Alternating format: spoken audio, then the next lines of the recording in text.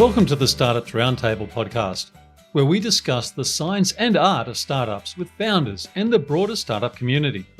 I'm Tony Hackett, and I've spent over a third of my B2B sales career either working for early stage startups or as a go-to-market and social selling mentor for founders and their teams. In each episode, we will explore various topics, including decision-making, team building, and growth strategies. Before we meet today's guest, I'd like to start with an acknowledgement of country. We acknowledge the traditional custodians of the land on which we meet. Here in Sydney, it's the Gadigal people. We pay respect to elders past, present, and emerging, and extend our respect to all Aboriginal and Torres Strait Islander people attending today. In recent years, startup innovation has taken drones from being just a recreational toy to an essential tool for express delivery, including medical supplies. This innovation has the potential to save countless lives, particularly in areas where access and surety of delivery times cannot otherwise be assured. One such disruptor is Jedsy, and I'm pleased to welcome founder and CEO Herbert Weirateher to the podcast, where he shares insights into the way his team is revolutionising the way sensitive goods are transported, making it faster, safer, and more efficient. So let's get to it and meet Herbert. Herbert, it's fantastic to have you on the podcast today and to hear about the Jedsy story. And it is such an interesting story, and it feels like it is a story that is built for now. So like one that could have been built 20 years ago, and in 20 years' time, it could be too late. But with that, let me pass to you and ask you to tell us a little bit about yourself and what you're up to with Jedsy right now. Awesome. Thanks for having me. I'm Herbert Weirateher from Switzerland. With Jedsy, we do medical drone delivery and pickup directly at any window or balcony. We have one of the biggest labs as a client here in Switzerland, and we are operational in Malawi for the Ministry of Health. So why are we doing that? Our mission is delivery when it matters. So in Malawi, we try to save lives, and in Switzerland, we deliver significantly more efficient compared to a 2-ton car, which is carrying a few grams of lab samples. So yeah, that's what we do in a very rough summary. Herbert, it's a good place to get us started. And when I have a look at Jedsy, and a little bit over 2 years now you've been in your form and in your structure, talk about start a company at an amazing time in history. Could you take us back to that point, which was absolutely almost like dead center of COVID start, and what it felt like making that decision to launch your own company? Absolutely. I mean, the idea was there quite a bit longer ago. So we thought the market was always missing that convenience of delivery, because all concepts on the market were delivering the package into the wide open space. So into when it's raining, you get your package received in the mud, in the rain, in the dark. So we thought it has to be more convenient than that.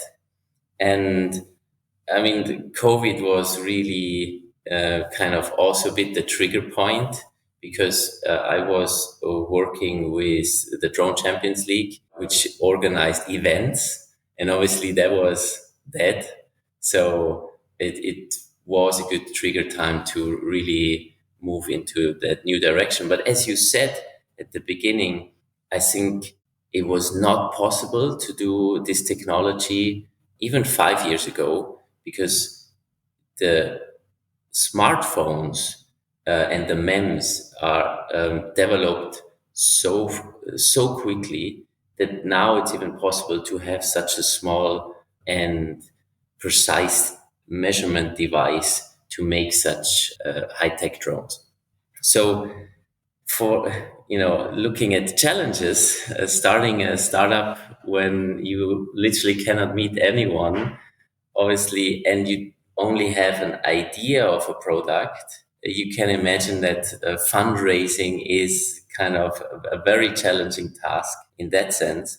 So luckily, I found a few crazy investors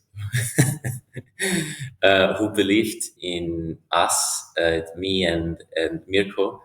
Mirko is a three-time world champion in model helicopter flying. So I think you also, that sometimes you just have to be lucky. Well, I think that's a very humble explanation of it. I'm glad you introduced your co-founder's name, Mirko, into the conversation here, because as I was looking at your background, and you mentioned also a moment ago about your pathway to this, it looked to me like you have a great history in events.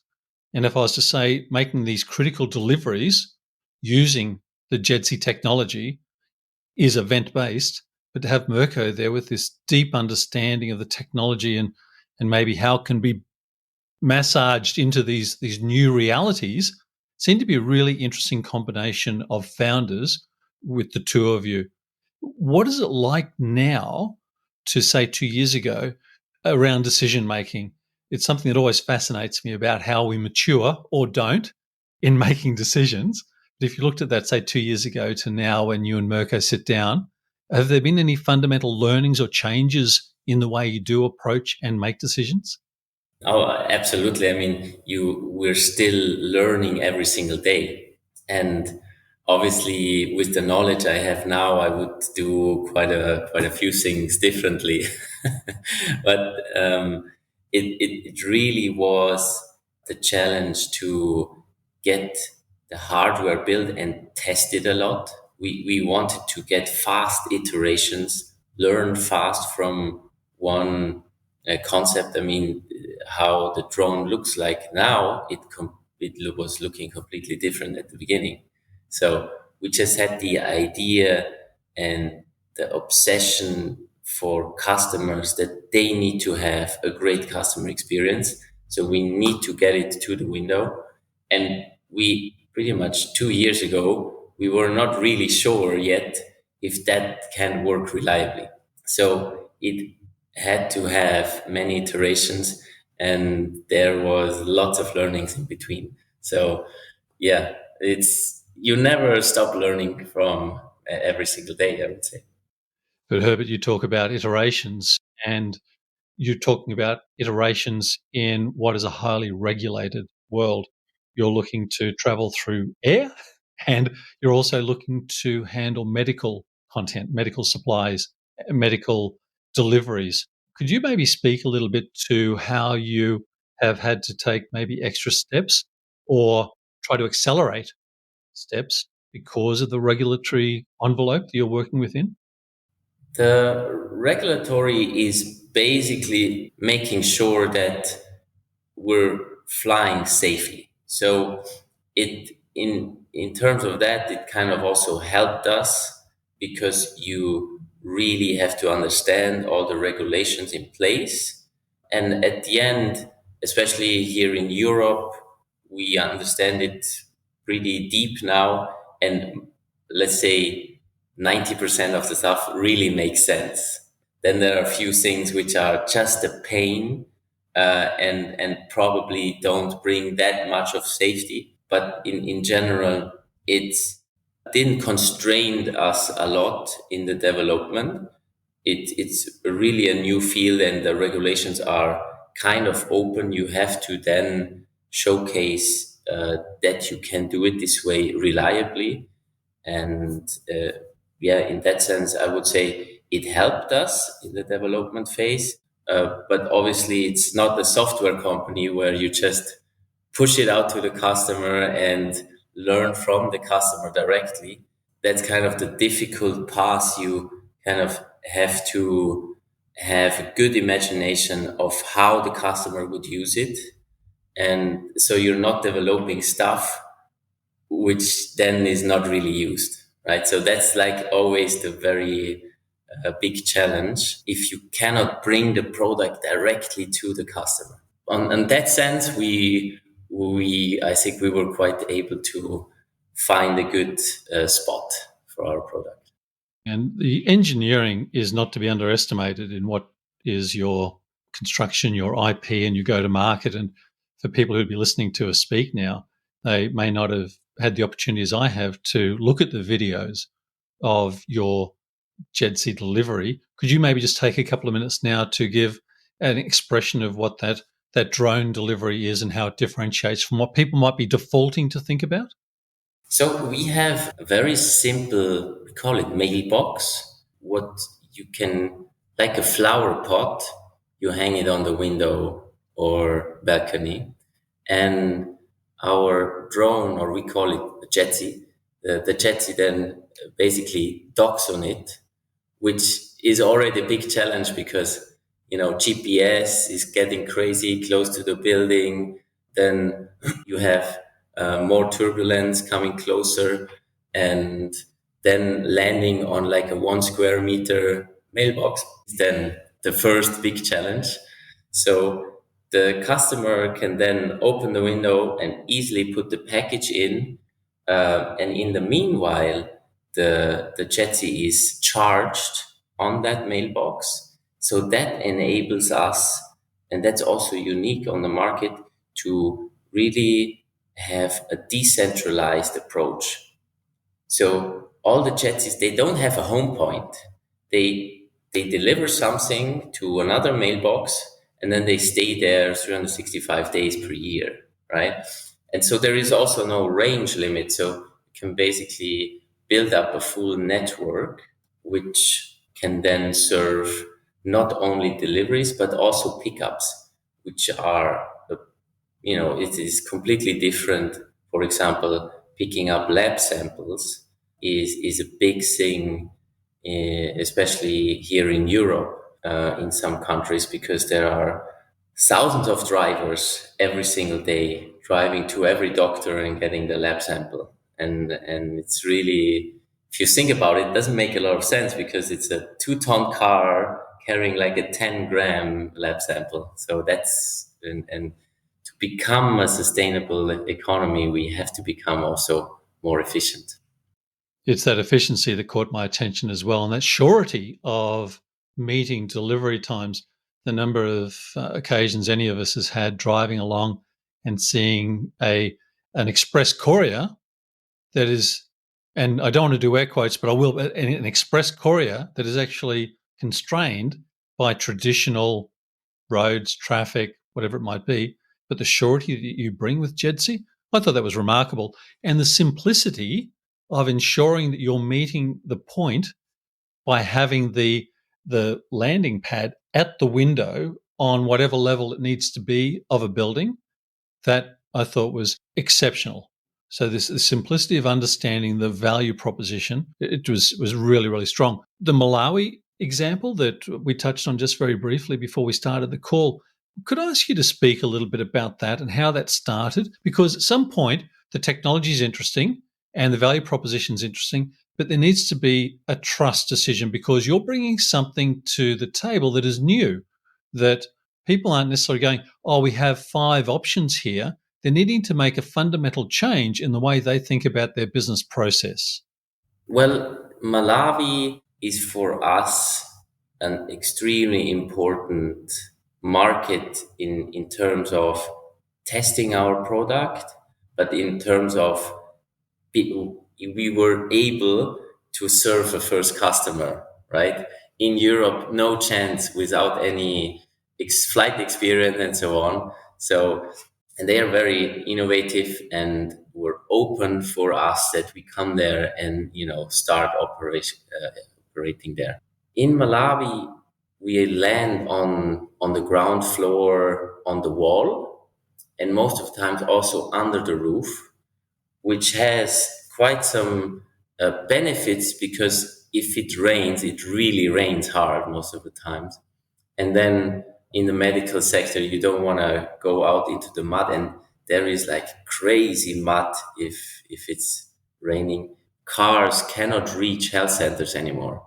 They call it streets, or they call it road, but you need an off-road car to reach it, even if there is no rain. And if it's raining, then it's many health centers are like cut off. And so they have a big need to get vital medicine delivered in a fast manner. So the drone technology obviously is the perfect solution for such markets. And big challenges also to set up whole operations in one of the poorest countries in the world. But we had great help of the government, and I think we're on a good path to make it better every day. Herbert, how do you go about segmenting? Because you have it appears you've got a very clear vision on what your customer looks like right now. My guess is that people are tapping you on the shoulder on a regular basis, trying to encourage you to move into other fields. How do you work out what to look at seriously and what not to look at? Yeah, I mean, logistics is such a huge market, right? You could do food delivery, you can do spare parts delivery, you can do so much. But every sector has like its own little requirements. And for us, we had to focus because we have limited resources. So currently, we can only do medical delivery. And even inside the medical delivery, there are like very different things. I mean, for example, medicine has different temperature requirements like blood. And so even within the medical sector, it's not so easy to serve all of it. So especially here in Europe, we do mainly lab samples initially, and then step by step, we then also serve other sectors in the medical area. You lead me into a topic around resources and skills. There's a group I get to work with here in Australia at RMIT, so one of our major universities. And the work that we're doing at the moment is trying to understand what workforce transformation looks like and skills development and skills of the future. When you go to market to look for the skills that you need because you are at the front of what you're doing, what are the challenges you're finding and how are you overcoming those challenges when you're looking for the specific skills that you need to grow? It's always very important what are the guys doing besides studying or anything. So you basically get a good basement when you were at university, but really, I believe only if you have hands-on experience, if you build your own stuff, you had your own projects, you're programming, or you're doing model flying, or I think what counts really more is what are you doing besides everybody else is doing studying, right? So, and this is, I believe, where you really learn the deeper skills. So we're more looking into that. And I mean, in a company like ours, it's even a small company, it's very diverse. You need different skills. So we have obviously a strong software team, but on the other hand, hardware development is also very crucial, right? So I could not say what specific skill is needed, but I think in general, if you have passion for something, you automatically develop big skills for that type of thing what you're interested in, and that's more what I'm looking in. Yeah, and being adaptable. Yeah, exactly. Problem solving is every day, right? And how can we solve a problem in the simplest way? As a founder, so yourself and Mirko working towards this great vision, what is it that you enjoy most about your role? I love aviation, testing new things, flying, and so I love that. But making and trying to make the world a little bit better again with the technology I love, I think that's really fulfilling for me.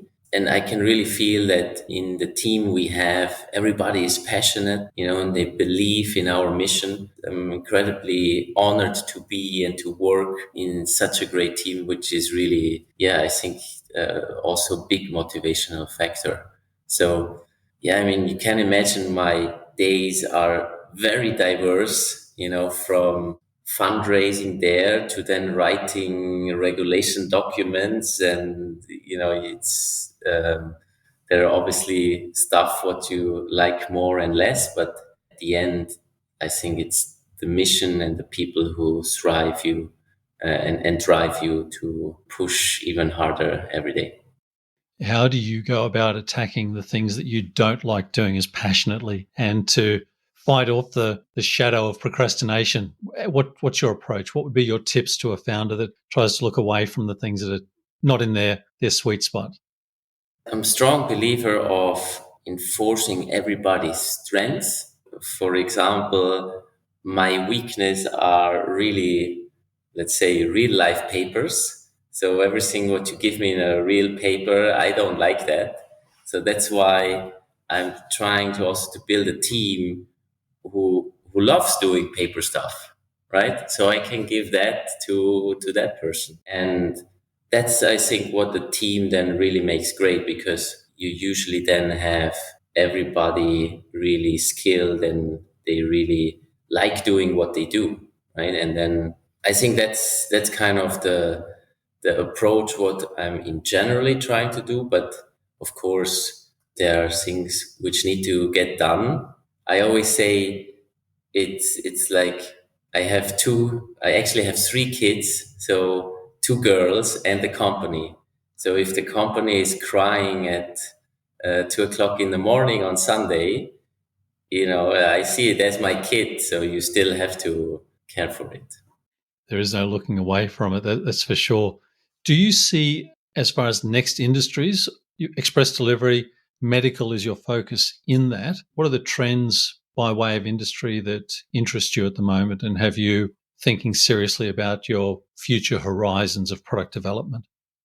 In general, we're at the very beginning of drone delivery. So I think we were also lucky that the real hard work was done by all the big companies like Amazon and Google, negotiating kind of a path that we have a regulation how it is right now. And so I think right now it's really focusing on getting our stuff implemented. But there are actually many things I already have in mind which have great potential also in the future to make the world a little bit better. Herbert, at the start of our conversation today, you mentioned that you'd been through funding rounds. Was that the first time you had gone looking for funding in a founder role? No, in my previous company, the Drone Champions League, I did that too. At that times, it appeared to be significantly easier. So COVID and also having a product what you cannot really show initially is then a lot more challenging to get funds compared to right now, where we have like a market ready product what you can showcase, we have clients and so on. So that start was like extremely difficult. So for everybody who wants to start a startup, that's why probably it's easier to start with software initially. So when you have your own capital, you can basically, make that first steps when you need to do hardware, because it's just so much more time and money you have to invest until you have a working product, what you can then also showcase. There's a couple of good tips in there for an early stage founder listening to this conversation today. So thank you for sharing that. And I wonder if, just to wrap us up today, you could give some of your experience and maybe a comment or two around mentors and coaches, that if an early stage founder or somebody thinking about going and making that step and starting their own startup, what would you say to them about mentors and coaches, things to think hard about and maybe to embrace tightly and maybe even to skew away from? Yeah, good question. As I'm still learning every day a lot, I'm not sure if I can give a lot of very knowledged instruction. Every startup is differently, but in general, I think it's important to have passion, because if you have the passion, you usually also have the thrive to go beyond the normal working time, because I think what everybody has to keep in mind is that you building a startup means working a lot. It's not usually 40 hours and it's finished, but it's really all day long. And when you're in the bed, you think about it and what you do next. And so I believe passion, follow the heart, is important. And yeah, then you also sometimes you just need to be lucky. I mean, there was an interesting quote which really fits well. Building a startup is like jumping off the cliff and building the plane during falling. So yeah, that's pretty much how it feels. That sounds like an amazing point for us to wrap up today. Herbert, thank you for taking the time. I'm so pleased we're able to hear from you about the Jedsy story. Anybody that's trying to make the world a better place has got to be applauded.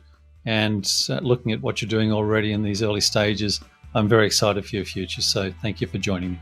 Awesome. Thanks a lot for having me. I hope you enjoyed today's episode. Feedback is always welcome. And I would appreciate introductions to potential future guests to invite onto the podcast. But that's it for today. Thanks for listening and bye for now.